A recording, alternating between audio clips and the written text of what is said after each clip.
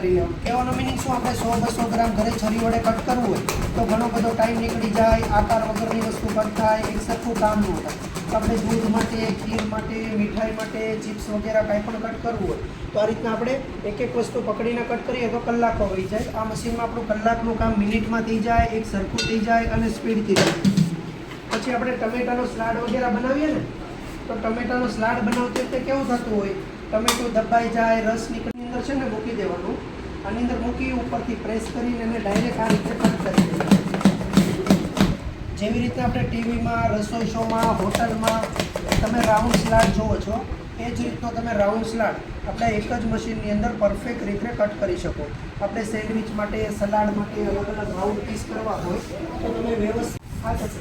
શિયાળામાં, ઉનાળામાં, ચોમાસામાં ભજીયા બનાવવા હોય, વેફર્સ વગેરે કાંઈ પણ કટ કરવું હોય તો આપણે અલગ અલગ મશીન લેવા પડતા હોય.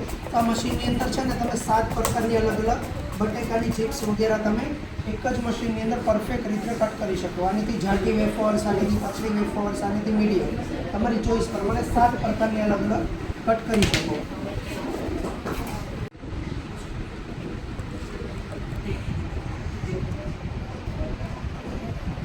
આ રીતના ઊભા પ્રેસ કરી અને આને ગોઠવી અને ડાયરેક્ટ એને આપણે કટ કરી લેવાનું છે. આપણે દાળ માટે, શાક માટે, પછી સબ્જી વગેરે કાંઈ પણ બનાવવું હોય તો બારીક અને ઝીણું મરચાંનું કટિંગ કરવું હોય તો તમે વ્યવસ્થિત, ઇઝીલી અને પરફેક્ટ રીતે તમે બારીક અને ઝીણું, આનીથી જાડું, આનીથી પતલું, આનીથી મીડિયમ, તમારી ચોઈસ પ્રમાણે તમે આપણે ભજીયામાં નાખવું હોય, પાઉંભાજીમાં નાખવું હોય તો બારીક અને ઝીણું કટિંગ કરવું હોય. તમે કટ કરો તો શું થાય, આકાર વગરના પીસ થાય. આ મશીનમાં તમે એક જ સાઇઝમાં અને પરફેક્ટ રીતે કાકડી, ગાજર, મૂળાનો રાઉન્ડ સલાડ તમે વ્યવસ્થિત રીતે કટ કરી શકો.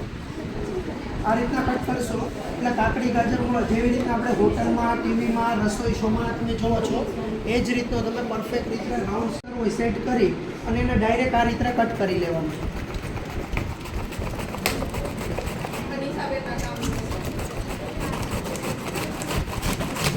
જેવી રીતના આપણે ટીવીમાં, રસોઈ શોમાં, હોટલમાં તમે કોબીનો સલાડ અને સંભારો જોવો છો એ જ રીતનો તમે કોબીનો સલાડ અને સંભારો મંચુરિયન સાથે જમો છો ને, આ રીતનો સલાડ અને સંભારો.